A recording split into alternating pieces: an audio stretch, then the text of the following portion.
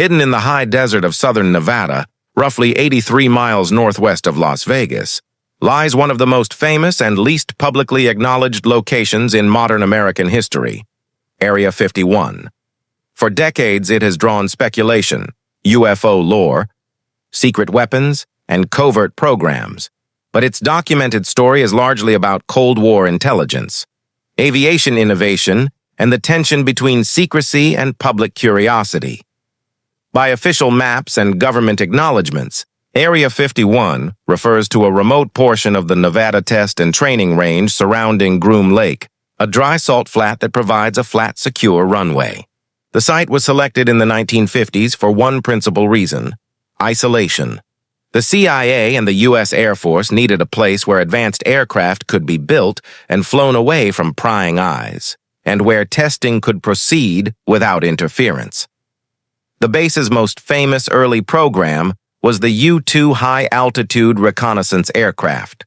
In the mid-1950s, the United States sought a reliable way to gather intelligence over the Soviet Union. The U-2, capable of flying at extreme altitudes, required a secure test and training ground. Groom Lake, with its long, hard-packed surface and surrounding buffer of public land, fit the bill. Test flights, modifications, and pilot training were carried out under tight secrecy to protect sensitive technology and intelligence methods. As the Cold War evolved, so did the projects at Groom Lake. The OXCART program, which produced the A-12 reconnaissance aircraft, the direct ancestor of the SR-71 Blackbird, used similarly extreme secrecy regimes.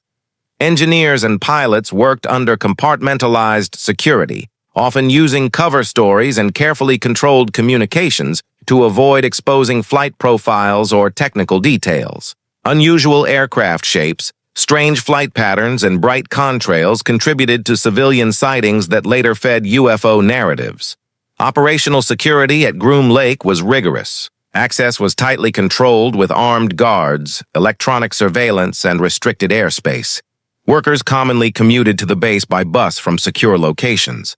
Their travel and communications were monitored. To preserve deniability, the U.S. government long declined to acknowledge the site's existence, even as its presence became an open secret in surrounding communities. Public awareness accelerated in the 1980s and 1990s as journalists, aviation enthusiasts, and former employees began to describe activities at Groom Lake.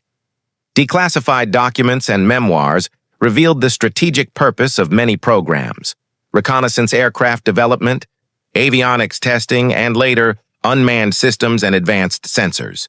The declassification of some programs helped demystify aspects of the base, but gaps remain that continue to be filled by speculation. Parallel to legitimate national security work, the mystique of Area 51 became cultural. Reports of unidentified flying objects and extraordinary aircraft fueled movies, books, and internet forums. For many, Area 51 symbolizes the idea that governments withhold extraordinary truths. For historians and aviation specialists, the stories reflect the understandable secrecy required to test cutting-edge technology in a geopolitical contest. In recent decades, the U.S. government has formalized many of the lands and airspace surrounding Groom Lake, redesignating parts of the Nevada Test and Training Range and publishing some formerly classified documents. Still, much about ongoing operations remains classified for reasons of national security.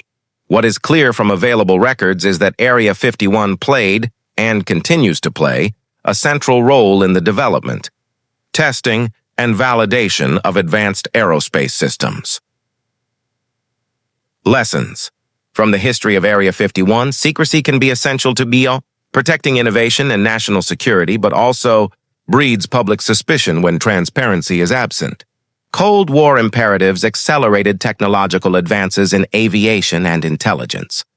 And gaps in official information invite narratives, some speculative, some rooted in partial truth, that persist for generations. Today, Area 51 remains closed to the public. Roads leading to the base are patrolled, and low-flying military aircraft sometimes still operate in the region. For historians, aviators, and the curious alike, the site is simultaneously a place of concrete achievements in aerospace and a reminder of the persistent human appetite for mystery. Sources: Central Intelligence Agency, Declassified Histories on the U-2 and OXCART programs, CIA Freedom of Information Act Electronic Reading Room, Federation of American Scientists, FAS, Groom Lake, Area 51, Briefing and Archive Materials, National Security Archive, George Washington University, Collections and Documents on Cold War Reconnaissance Programs, Smithsonian National Air and Space Museum, Articles and Timelines on U-2, A-12 and SR-71 Development, Las Vegas Review-Journal reporting on Area 51 history and land transfers. Annie Jacobson, Area 51, An Uncensored History of America's Top Secret Military Base.